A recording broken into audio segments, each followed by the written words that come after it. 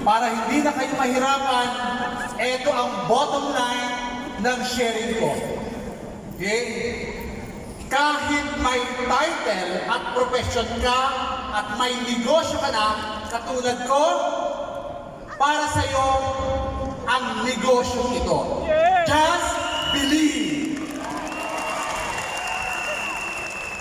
Kahit busy ka, na katulad ko, para sa iyo ang negosyo ito. Just believe. Pangatlo, nagdududa ka kung legit ang negosyo ito. Legit ito. Just believe. Yes! Idagdag ko ang pangapat. Kung hindi naman mataas ang pinag-aralan mo at nagdududa ka pa sa negosyo natin, ay just believe naman, tinamaan naman ang magaling. Okay? So, maraming bago. Magpapakilala po muna ako. Ako po si Atty. Drew M. Magturo. Magturo po ang apelido ko kasi po nananalaytay sa dugo ko ang Magturo. Naniniwala po ba kayo? Kung hindi ako nagturo habang ako nabubuhay, isusumpa ako ng aming mga ninuno. Ang first name ko po ay Andrew. Sa mga kalalakihan, you can call me Drew. Sa mga kababaihan, you can call me anytime. Yeah. Ang middle initial ko po ay M. Kasi po ang middle name ko, Magaling. Tawagin ako Atty. Drew. Magaling. Magturo. Okay po ba yan? Kwentuhan lang. Okay? First, ako po ay isang abogado. I have been in the practice of law for more than 28 years.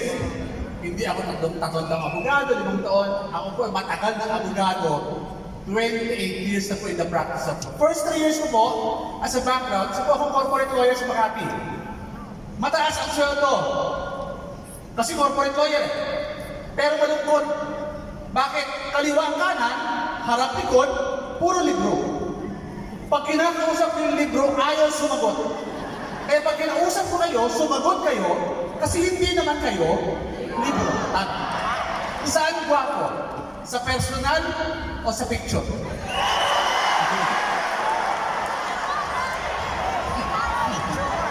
Pag sinabi, corporate lawyer, ito isa ngayon ng pagiging abogado ng malaki ang kita. Kasi bakit kumpanya ang nagpapasweldo? At hindi basta-basta nag-hire ang kumpanya. Dalawang qualifications na alam ko sa pagiging corporate lawyer. Number 1, dapat matalino ka. Hindi mag-hire ang kumpanya pa, so napayawan-ewan. Dapat matalino ka.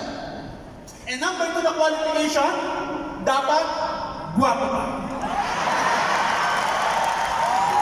Mahirap yung qualification ng matalino, pero yung guwapo, medyo inborn ka. After 3 years sa corporate lawyer sa Makati, 9 years naman po ako na corporate lawyer sa isang malaking real estate company na pamamayaan ng Latin Sentor. Hindi ko pinakahiya, pero hindi ko naman pinagmamalaki. Kasi po ako sa mga corporate lawyer for 9 years. Same qualification. Matalino at Guwapo. ako nagkakaalam ko tayo. Matalino. Guwapo naman ako. Guwapo yung mata ko, ilong ko, yung tenga ko, bibig ko, guwapo. Pero bakit pag pinagsama-sama parang hindi maganda? Huh? So 3 years plus 9 years, 12 years sa corporate lawyer. After 12 years po, ito po yung kwento. Kwentuhan na naman tayo eh. May nag-invite sa amin, birthday party. Birthday party, 7 o'clock. At dahil birthday party po yan, 5:30 pa lang po na hapon, nandun ako. Bakit kailan? Patay guto. 5:30, 6 o'clock, 6:30, 7 o'clock, wala pa akong kainan. 7:30, 8 o'clock, ilan? Dito naman ako sa puso. Wala pang kainan. Ibig na ilabas yung kainan, ang ilabas whiteboard, may magpapaliwanag. So, alam na. Sabi ko na, isahan at ulit. Gusto ko na umuwi ng bahay? Kailan ma-traffic? Ginugutom na ako eh. Malakas ang ulan, ma-traffic, bumabaha. Gusto ko na umuwi, pero sabi ko magkada namin, 30 minutes lang. Makinig ka lang. So nakinig naman ako. At dahil matalino akong tao, naintindihan ko yung pinaliwanag.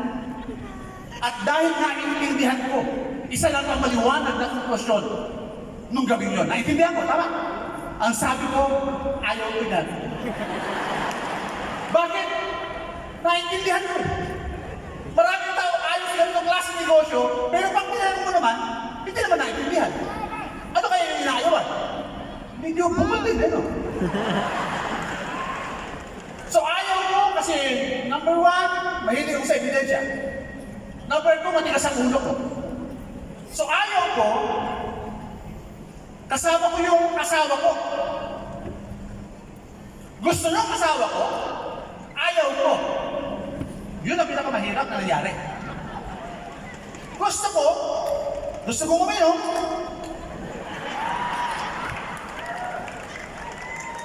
Ayaw ng asawa ko. Eh, sino ba nasusunod sa bahay? Lalaki o babae? Babae.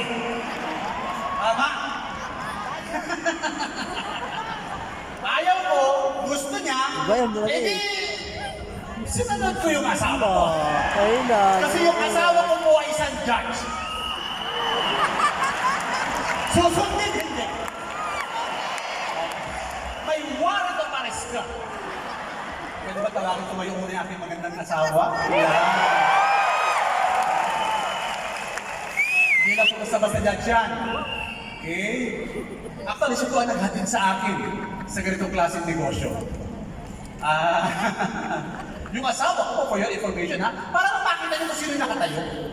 Diba? Yung asawa ko po ay inimbita last month ng US government just to attend the seminar ng Association of American Judges sa US. Okay lang po ba yan?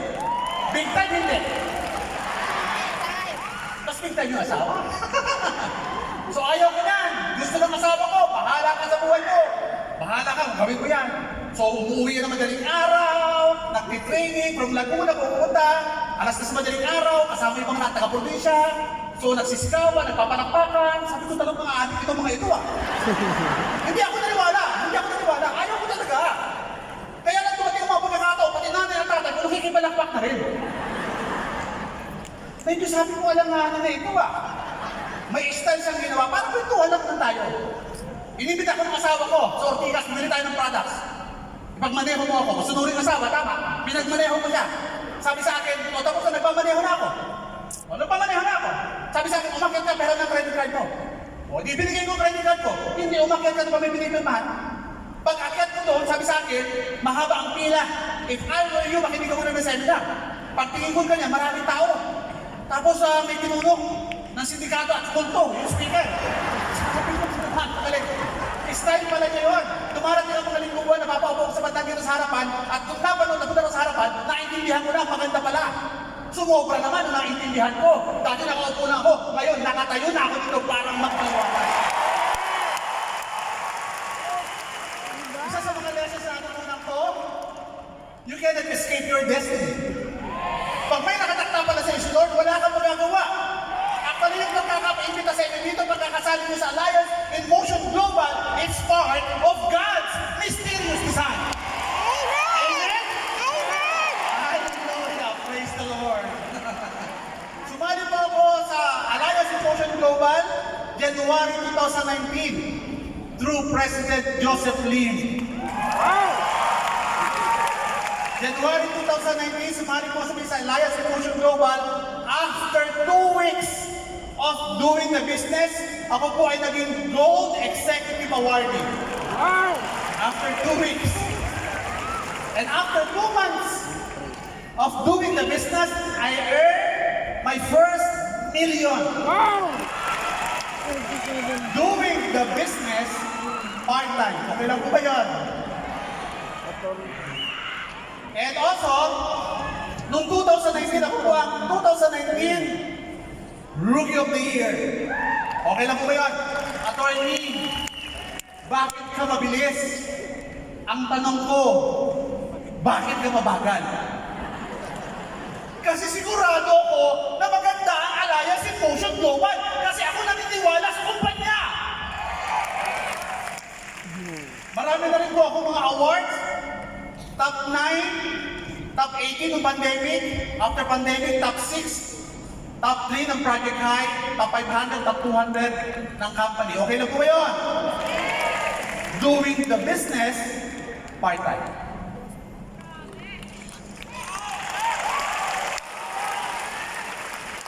After 6 months of doing the business, binili ko po yung asawa ko ng Ford Raptor.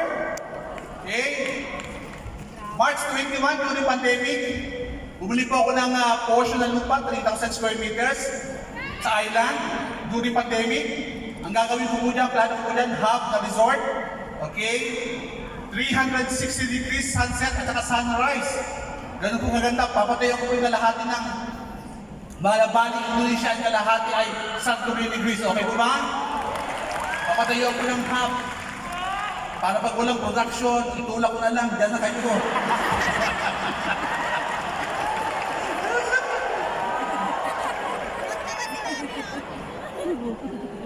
Okay. April 2022, I was able to buy Mercedes-Benz.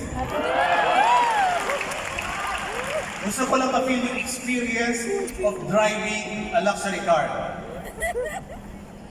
Kala ko nung bata pa ako, ang nagmamaneho, nagmamayari ng Mercedes-Benz. Matanda, Chinese negosyante, hindi pala. Sa Alliance in Motion Global, pwede pala ang bata at guwapong tulad ko. Wala, pag inaantok po kayo dyan, may lumalabas na cup of coffee. Totoo. Nagsesensya na palikulibo. Grabe, no? Actually, hindi ko naman pangarap ang Mercedes-Benz. Kaya lang makikita mo talaga sa Alliance in Motion Global, pati hindi mo na pangarap, pwedeng matupad. Okay, January 2023, last year, nakabili po ako ng 300 square meters sa Prime Subdivision sa Vision Hills sa Antipolo. Okay, eto na po. Pakape-kape, pa-travel-travel, okay lang po ba? Nagkakape ang inyong lingkod? Nagkakape po ako sa Starbucks, okay lang po ba? Yung Starbucks po ay nasa Hollywood, California. Saan pa po ako nagkakape-kape? Sa Japan, okay lang po ba? Saan pa po ako nagkakape-kape? Sa South Korea. Talo ka pa po ng mug ko. Maraming naaabot. Saan pa po ako nagkakape-kape? Sa Spain. Saan pa po ako nagkakape-kape? Sa France. Saan pa po ako nagkakape-kape? Sa Italy. Saan pa po ako nagkakape-kape? Sa Mediterranean Sea. Diba? Naalala ko yung barko po niyan kasi cruise po yan sa Europe. Okay? Cruise po yan sa Europe kasi laki po ng mega mall. Nagbabalik sa alaala ko yung picture ko. Sabi sa akin, mag-drawing ka ng barko at eroplano. O drawing ko, mas malaki eroplano kaysa sa barko. Sabi ng picture ko, wrong! Never na magiging malaki ang barko sa eroplano. Ay nung nakita ko yung cruise natin, mas malaki pa sa eroplano. Kaya hinahanap ko talaga yung picture ko. Mali-mali ang tinuturo talaga. Diba? Saan pa ako nagkakape-kape? Sa Rome, Italy. Mamma mia. Saan pa ako nagkakape-kape? Sa Athens, Greece. Saan pa ako nagkakape-kape? Sa Santorini, Greece. Saan pa ako nagkakape-kape? Sa London. Okay lang ba? London. Alam niyo po, isa sa mga natutunan kong lesson, ang bawat trip is an educational trip. Ma-expose kayo sa first world. Doon kayo magkape, doon kayo mag-travel. Kasi pag nakikita ko yung mga mayayaman sa Europe, iba ang vibrations. Kung hindi nyo maka-afford na magkape sa abroad, magkape kayo sa mamahaling hotel. Mura lang. Magkano ba yung 300 na kape versus yung coffee niyan? Iba ang vibrations, ma-observahan nyo yung mayayaman, paano sila mag-dress, paano sila gumalaw, paano yung tonality of voice nila, paano yung diction nila. Marami kayong matutunan pag nagkape kayo sa mamahaling lugar o sa hotel. Saan pa kayo nagkakape-kape? Sa Scotland, okay lang yan. Saan pa ako nagkakape-kape? Sa Las Vegas. Few weeks ago, nasa US po kami. Okay, Las Vegas. Saan pa ako nagkakape-kape? Sa Arizona. Okay lang po ba? Saan pa ako nagkakape-kape? Sa Hollywood. Yun, magaganda po yung picture, pero alam niyo po ba, yung behind the scene, the beautiful picture sa US. Few days ago, bago po ako mag-travel, na-disgrasya po ako sa bahay. So, pag-claim na ako sa OBI. So, ayos sa tayo dyan. Kasama pa sa testimony, ha? Yung next ako, natapilog ako. So, isipin nyo, sinama ako ng asawa ko for me to assist her. Ako ang in-assist niya hanggang airport lahat. So, basically, hindi ko na-enjoy. Ganun pala ang aksidente, no? Hindi pala pinipili kung anong pinag-aralan mo. Hindi pala pinipili kung mayaman ka. At hindi pinipili ang aksidente sa labas ng bahay. Pwede ka palang ma-aksidente kahit sa loob ng bahay. Salamat in advance sa OBI. Yeah. Ito po yung result ko in 5 years. Aso, gagawa aso bukas. Kotse, pero para sa akin, hindi material result eh. Yung personality development. Kailangan nyo mag-negotiate sa buhay. Life is full of negotiation. Hindi siya take it or leave it. You have to give up something in order to gain something. At ito ang aking binigay para makuha mga resulta. Negosyo, at ito ang kinita ko. Tandaan niyo po, negosyo ang pinasok natin. Pag negosyo, minsan ang kita maliit, minsan malaki. Minsan maliit ang kita, minsan malaki. Yung malalaki ang kita ngayon, dati maliit din ang kita niyan. Yes. At yung ngayon ay maliit ang kita, dati malaki din ang kita niyan. Umiikot, it's a cycle. Kaya pag maliit ang kita mo, darating din ang panahon, lalaki rin ang kita mo. Liwanag! Yes!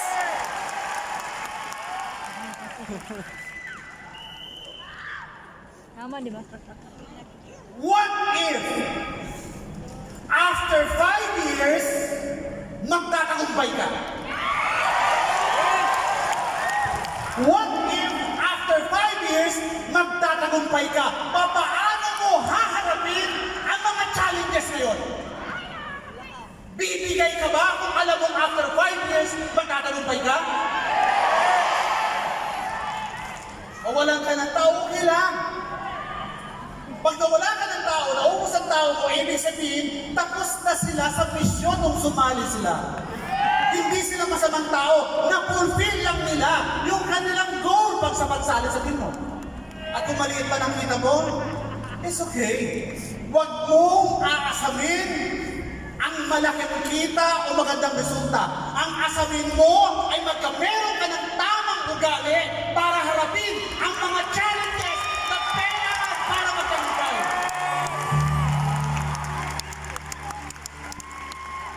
Ganun din. Magtatagumpay ka din. Ang mga nagtagumpay na tao, wala naman silang special skills. Wala naman silang special talent. Ang mga nagtagumpay na tao ay ordinaryong tao, pero ang malaking pagkakaiba, naniwala lang sila. Bakit hindi pumuputok ang grupo mo? Kasi baka hindi ka 100% naniniwala sa kumpanya. Bakit ka nagdududa ulong-sulong? Baka hindi 100% ang iyong paniniwala sa kumpanya. Nagdududa ka ba kung legit? Andito na yung likod. Legit ito. Yan, pero hindi mawawala na dapat maniwala ka. Yes. Ang resulta, do not compare your result to others. Madidistract ka lang. Pag nag-compare ka sa result ng ibang tao, ang gawin mo, isubsob mo yung sarili mo. Hataw ka ng hataw, hataw ka ng hataw. Hindi yung titingin ka sa resulta. Kasi pag tumitingin ka, baka hindi ka makagalaw. Tingin ka na tingin, isubsob mo yung sarili mo, hataw ka ng hataw, hataw ka ng hataw, yung tinitingnan mo sa harapan, wala na sa harapan, wala na dito sa tagiliran. Nasa likod na. Tinitingnan mo, nasa likod na, kasi malayo ka na pala. Yay! Maraming challenges, maraming problema. May problema ka last year, may problema ka last month, may problema ka last week, may problema ka kahapon, may problema ka ngayon. Maraming darating na problema, pero pagkatapos ng maraming problema, maraming blessings ang darating sa'yo. Saan nagsimula lahat? Maniwala ka. Just believe now and beyond. Tanong, naniniwala ka ba? Yes! Naniniwala ka ba? Yes! Yes! Kung naniniwala ka, nayayaman ka, power of the words, bibigyan ko kayo ng 10 segundo. Sasabihin mo sa 10 tao na nandito, nayayaman ka. Okay lang ba yan? Hindi mo tatapikin. Tititigan mo, mata sa mata, at sasabihin mo, yayaman ako. Maliwanag! 10